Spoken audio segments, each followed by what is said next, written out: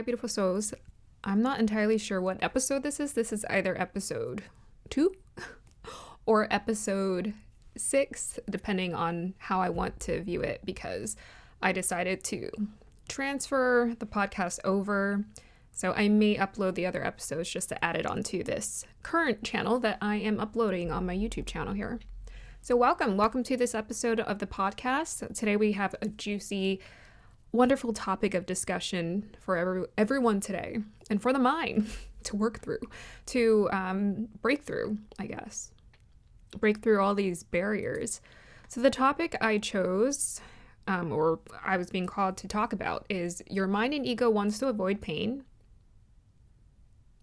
But by doing this, by avoiding the pain, you will only cause continuous misery to yourself. Interesting topic. And I also had a flash of the little princess that popped up in my head when I was on my walk this morning. The Little Princess. That was one of my favorite movies growing up, and it came out in the 90s about a young woman who starred in it who actually became a heiress. Funny enough, she actually ended up becoming wealthy and a humanitarian. So there's something about that movie, the message of that wants to come through today for you guys. And we're also going to be discussing the mind and the ego.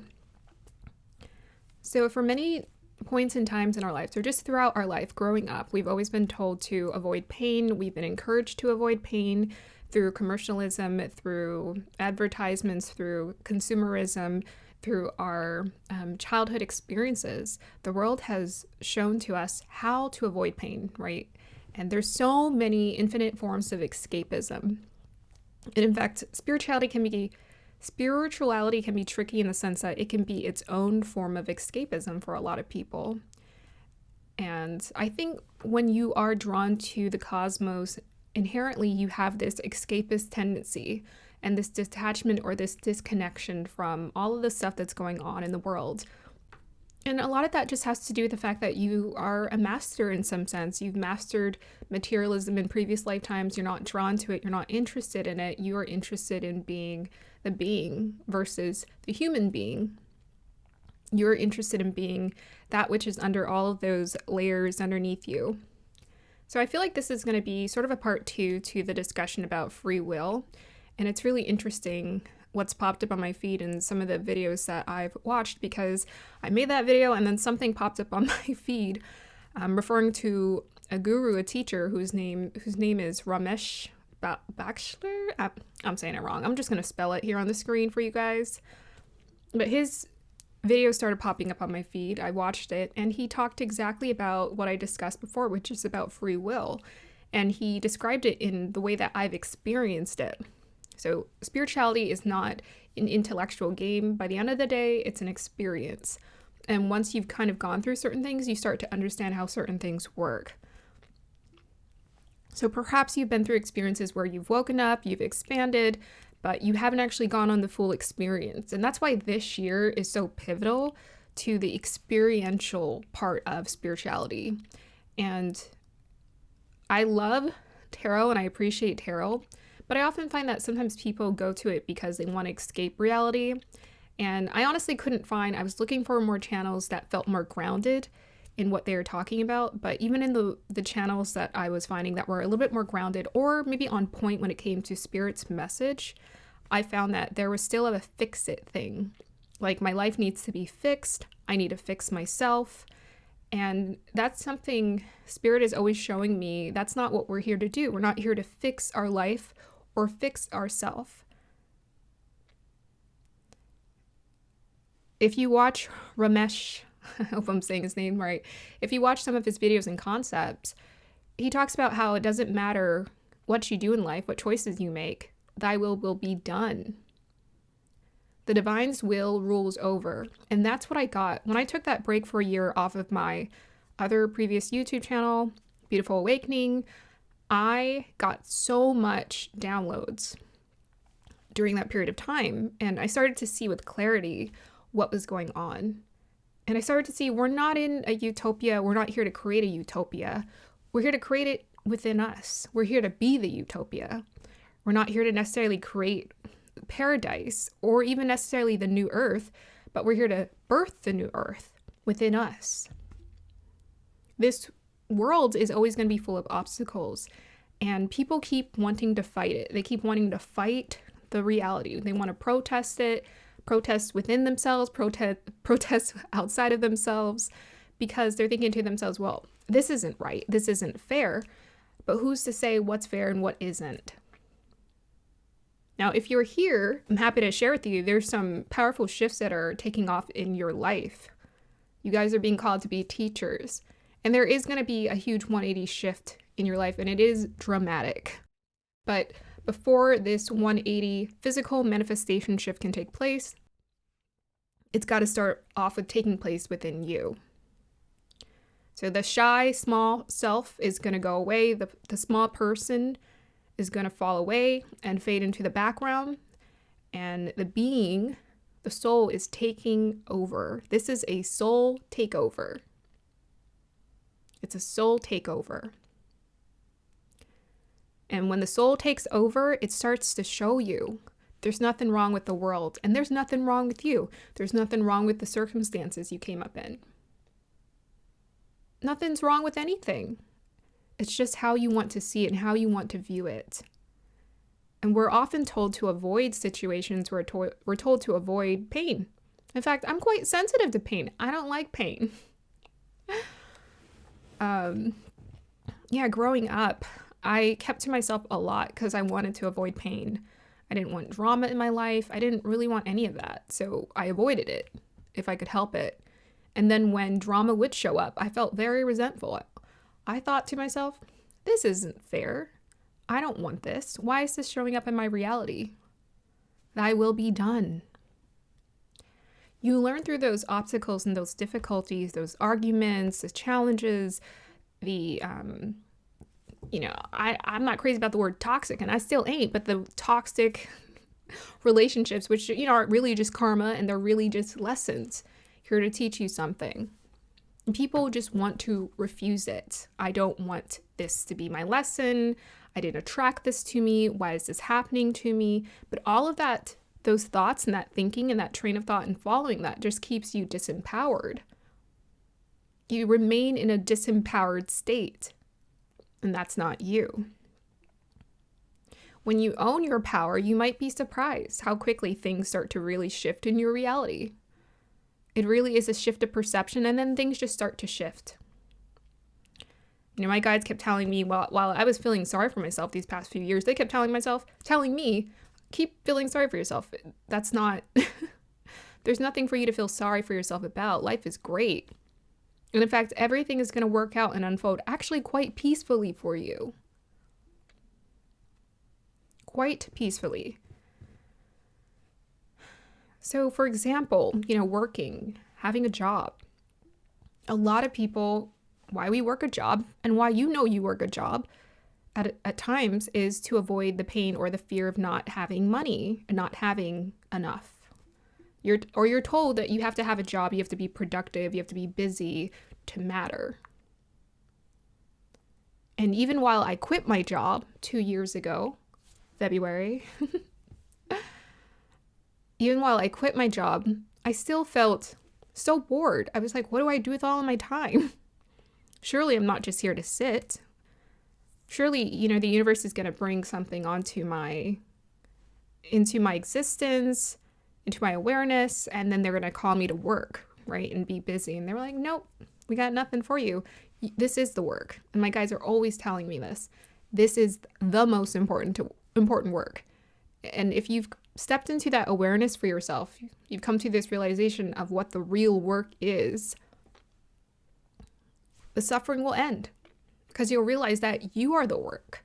You are the most primary, most important thing for you to focus on. All your life you were told you're selfish for focusing on yourself, but turns out that's the work. It's just working on yourself, working to connect with yourself. And it turns out you don't have to achieve anything. Oh my goodness, how crazy is this getting? How many layers can we peel off? You don't have to do anything. You don't have to work. You don't have to do this or do that or be this or be that in order to be a great person or to matter to people. The universe isn't trying to, your purpose is you. Your purpose is to exist. And when you sit in that stillness, you stop, you get off the hamster wheel, you start to see that all the pain exists up here. It started here and it's going to finish here. All the pain exists up here. All the suffering, all the pain. And you'll just start to see things arriving into your awareness and into your life where you're just taken care of. You will always be taken care of. Bitterness is good. The bitterness of life, there's sweet nectar to be found in the bitterness of life. I always thought there was something wrong with me because I'm like, I'm feeling a little bitter about life. But it seemed to age me backwards, investigating, learning, being curious, not rushing to live life like everybody else was doing around me, trying to do this, trying to accomplish this, trying to get in relationships, like just rapid pace, just trying to do all these things. But let's also acknowledge that everyone is just living their reality. They need to go live their life and do whatever they want. And you start to see, like, there's so many people suffering around us. Clearly, they're just covering it up with paint. They're just slapping a Band-Aid on it. Temporary paint until it melts away. And then it's revealed to them and they're wondering to themselves, why am I not happy? And they have to keep going on that search for themselves. But you don't have to. You don't have to continue that cycle of misery for yourself. You can choose to end it today. It really is that simple.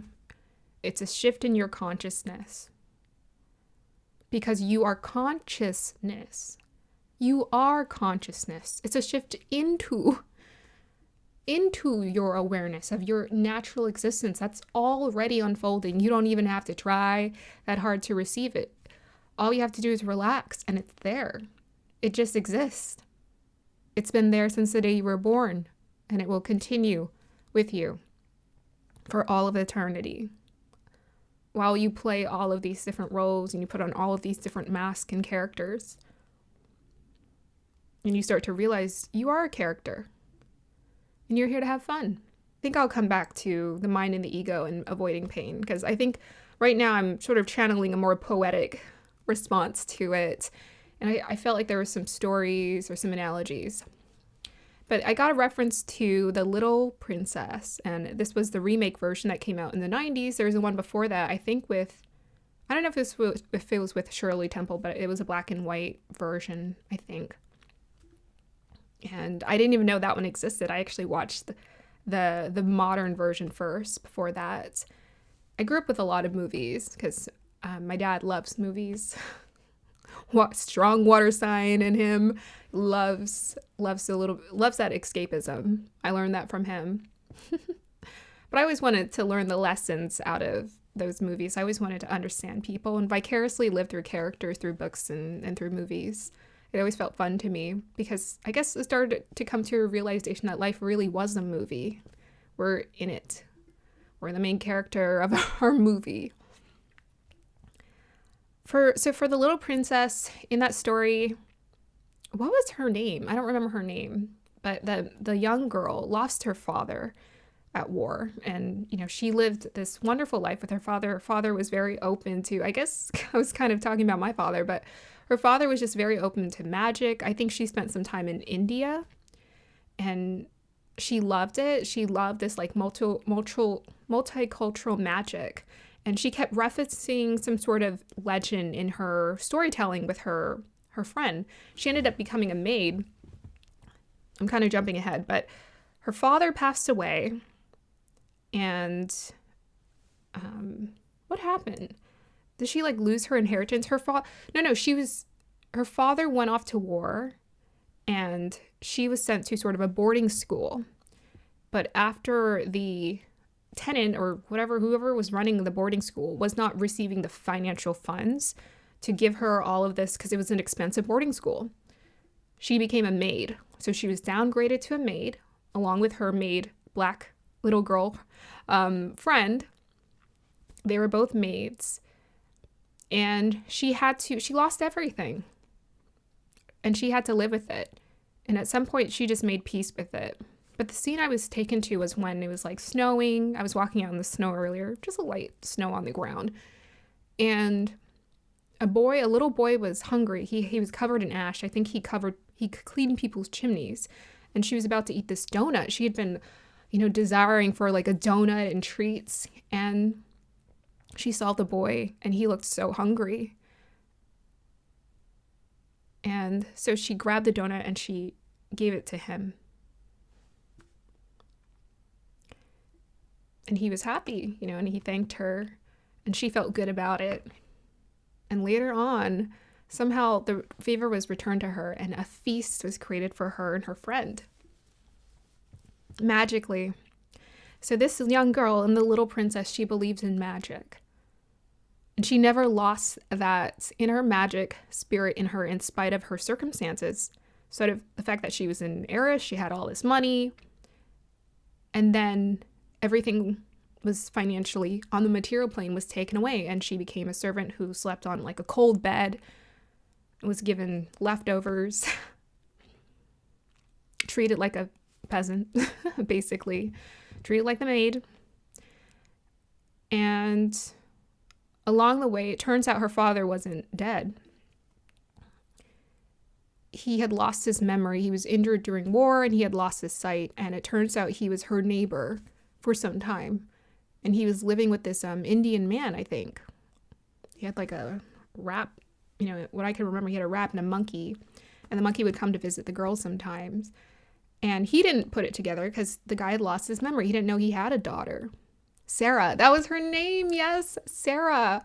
And she had that locket, and the mean tenant woman who was in charge of the boarding school, who's basically like Cinderella's stepmother, like the evil stepmother kind of vibe. And she took the necklace and the locket away from her.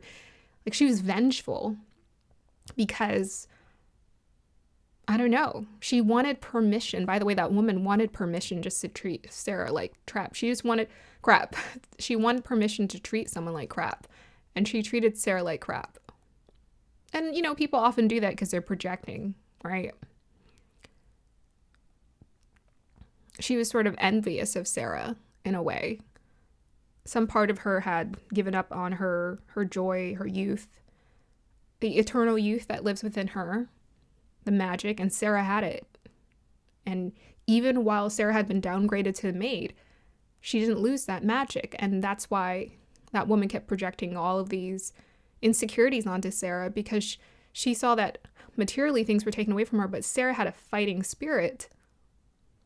And she didn't understand, how do you have this fighting spirit when all of this has been taken away from you? I want to see you crushed and miserable and sad. Sarah wouldn't have it. So her father finds out. He remembers he has a daughter. And he wasn't blind. I think temporarily he lost his sight or something, and then he recovered it. And then I'm putting pieces of this movie together. And then they reunited in the end. There's a storm, so dramatic. She walked across a board and to the other building. And it was because of her courage to walk across that board in the pouring rain. It was like a wood board, connecting the two buildings, and she wanted to get to her father. She walked across courageously and went over to him and said, "It's me, it's Sarah, do you remember me?" And then it took him a minute, but the memory finally returned. And he's like, "That's right, my best friend, my little girl." And then I think I don't know if it was Becky, but her and the black girl became friends, and they walked away with her father into Harris happiness.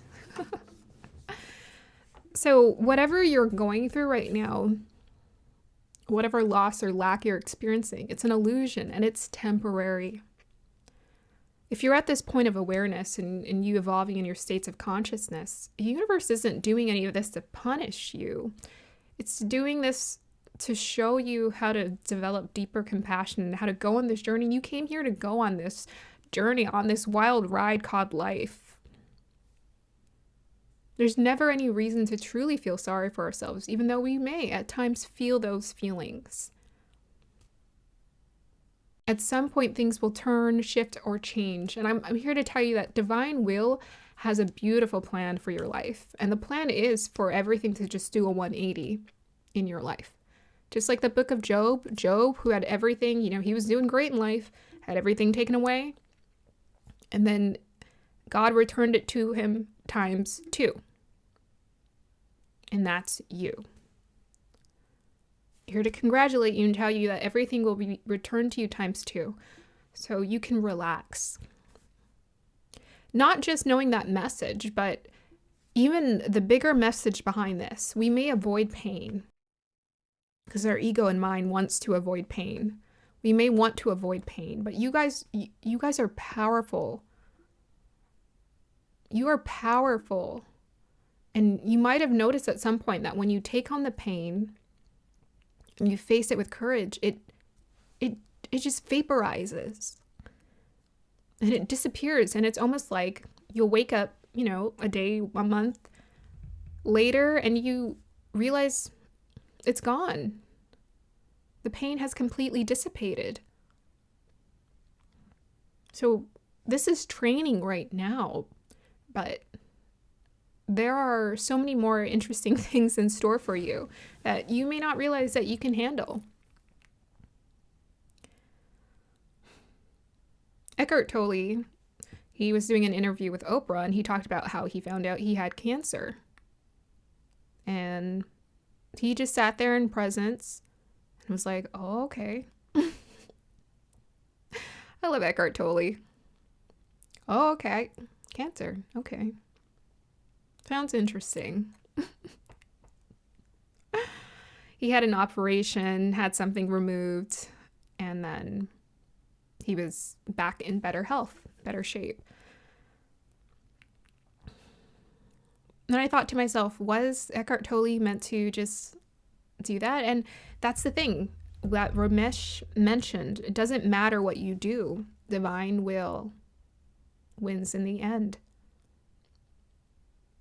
So we may look at the pain that we experience in our lives, but it turns out that all of those points were destiny points. All of those experiences were destiny points.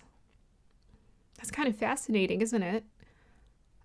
To realize that you don't have to try anymore. Whatever is meant to happen will happen. The divine will allow it. Whatever the divine... So we're afraid of evil. I don't know, people generally. I don't know if this group is, probably not. But people are generally afraid of evil. They're afraid of darkness and shadow. And it's like, why? No need to be afraid of what you are. It's just energy. It's just a reality. It's a different form of energy. It's contrast. Coming up and showing itself, coming in and out of your life. Now you can rest more and be at peace knowing that the journey is just going to happen the way it needs to happen.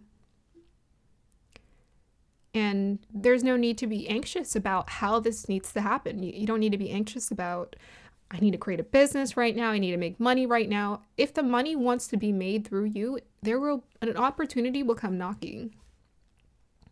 If many people are meant to see you right now, they will show up. If very little people are meant to see you right now, they will show up. If no one is meant to see you right now, they won't show up. They will not show up. But rest assured, the universe will send you many helpers, or the few, whatever you need, honestly, whatever it takes. They will send you your helpers. And your helpers will be very decisive. They'll be like, I'm going to help you out. Because something tells me you're supposed to be here and that I'm supposed to help you out. And that has been the case for me. I've turned my enemies into my friends just through my honesty, through my courage. The game is going to play it out as it needs to. You can rest. So I'll share this last bit of experience. So with me quitting my job, I was experiencing a lot of pain with finances or the material or just the fear of it not being there. And I knew that the divine was calling me not to work. They're like, you don't work. But I just logically, I couldn't wrap my head around it. I couldn't wrap my head around it. And whenever would have bills due, I would just be anxious, very anxious about the situation and worried and very concerned. Just every month, just like, I'm worried about this. Like, I don't know. And money would just kind of show up randomly. And sometimes when it didn't show up, I would feel so betrayed. I'd be like, where's the help? You guys said I would be fine. Where's the assistance? Where is the help? And they just kept telling me. There are a couple things they told me. They told me that forces were working against me. So it didn't matter if I worked or I didn't work.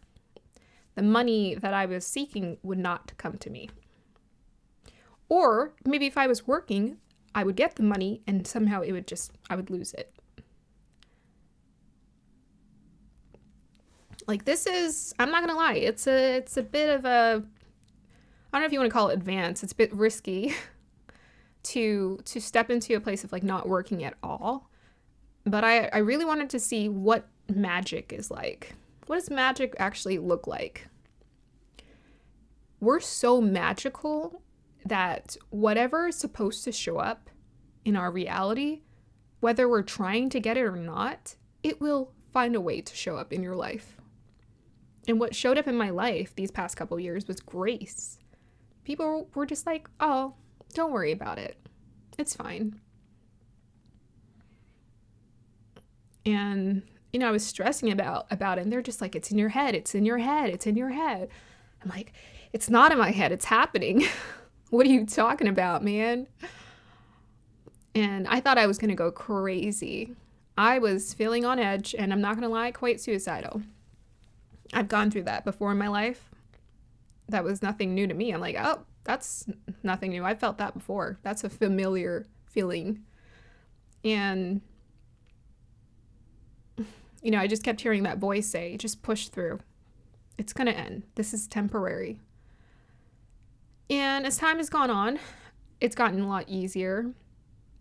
And things have showed up. I can't tell. I can lie to myself and say that they're not helping me. The divine is wrong, but I'd be 1000% lying to myself, because that's just not the case. They proved me wrong. Life proved me wrong. It proved my fear wrong. It proved that my fear was an illusion, because all that's shown up for me continuously is help and grace. And this is just my lesson to learn. Not really having my own convenience financially. That's just my lesson to learn. It's not everybody's lesson. Whatever lesson is showing up in your life, that's your lesson. That's what's meant to show up. That's for you. And whatever you're feeling called to do, whether you're feeling called to work or not work, it doesn't matter. The divine is ultimately going to do what it needs to do. The divinity is going to take over your life. It's always taken over your life. What you are stepping into the awareness of is you are stepping into the awareness of divine will in your life. That is what the free will not leaving, divine will coming in means. It's not that free will didn't exist or doesn't exist. It's that you're seeing that the divine will ultimately runs free will, the illusion of it. So free will is an illusion. It doesn't really exist at the core. But then again, this is just a belief system, right? Ultimately, you have to go on your own life journey and experience what you're going through. Ramesh always talks about that. This is all programming. Even this is programming. And I was like, yeah, you're right. It feels like the truth to me. But other people, if I were to tell them this, they'd look at me and say, you're crazy. That's illogical. That don't make no sense. And they'd be right, because that's their programming. And my programming isn't more right than theirs. It's just different. this is different. So I will start to reword it. And I so appreciate the learnings that the universe is constantly offering to me, because then I can sort of modify and redirect and realize that that's right. Everybody does have their own programming, and this feels like truth to me, but this isn't truth for everybody. This is just truth for, honestly, a select, very small percentage of people out there who are like, who are here for the ride of ultimate freedom. No longer being a slave to nothing and nobody. But divine will does take over. So it's like, you don't have to be unhappy. Whatever wants to happen in your life, it's going to happen. It's going to come in and out. And the pain will go away. The pain. And even if pain does show up, it's temporary. But ultimately, pain is the way that you're viewing things. Suffering is coming in or continuously showing up in our reality because of the way that we're viewing it. We're not seeing that divine will taking over. Divine wants this to happen in your life for some reason. This is where your alchemist abilities come into play. And you start to ask yourself, ooh, how can I alchemize this? How can I actually find a way to make this benefit me? If you're an alchemist, your life ain't gonna be easy. Because you're gonna be asked, you're gonna be told or shown or challenged to transcend so many things that other people look at you like, how did you transcend that? That sounds crazy. It looks wild. Because you're a walking miracle. You're going to transcend things. And you're going to show people, you're going to be an example, a living example of what it means to hope, what it means to be fearless. And people are going to want that. And maybe they won't be able to create it in this lifetime, but maybe in a subsequent lifetimes they'll be able to create it because you inspired them to. People who don't understand all of what you're saying or doing are going to help you. They're not going to know why. You're not going to have to explain yourself anymore. I mean, you can try. You can just be honest. Honestly, that's my pathway. I'll end it on this. So I decided that I'm going to exit out of this organization that I told some of y'all in the previous episode. Was it episode 3? Right? Everything is a trap. That episode. Reality is a trap. But I decided that I'm not being called to be a part of the organization anymore because I want to learn, if I'm meant to. I mean, either way, I always felt like in my heart, I honestly felt this when I joined. I'm like, there's an end date for this. And I've always felt that at jobs too. I'm like, I'm not going to be here forever. I'm going to leave. I know that. I know there's an end date coming like within 1 to 2 years or whatever. Whatever you're participating in right now, you have to ask yourself, am I being called to be a part of this or leave, transition out? You're going to come to this understanding that you're in charge of your reality. You can choose to exit, eject out of the matrix whenever you want. You don't have to participate in it anymore. And I decided I'm not feeling drawn to this. I'm actually feeling avoidant. I'm feeling avoidant and I'm feeling like this is not what I want to do. I actually want to do nothing. I want to learn what doing nothing, more of nothing is. I'm sure some of you are thinking, how much more nothing can not working a job for 2 years be? But I really want to get to this point of like really doing nothing. Because some things keep me on a bit of a hamster wheel energy, and I don't really want to be a part of that anymore. Like, this is fun. I'm having fun here. And, if you guys need some assistance and help, I'm happy to help. But the reason why I decided to leave the organization is because it's about self-improvement and achievement. And I don't want to achieve anything. I don't want to achieve anything. It's like I lost the desire, but it's not like there are other things I just want to do with my time. I have lots of passion for life, just not that. I don't have a passion for that, but I enjoyed it. I enjoyed interacting with people, being with people, whatever. And then I just got to this point where I'm like, I'm done, because I was doing the podcast for this organization and I just couldn't get myself to edit the podcast. I'm like, I got 4 episodes and I have to edit these. And I'm like, I can edit all day, every day for this podcast, for my episodes, for my channel, but I can't really get the energy for this. That's crazy. I got all the energy in the world, so what's going on? And I realized the energy's not behind it.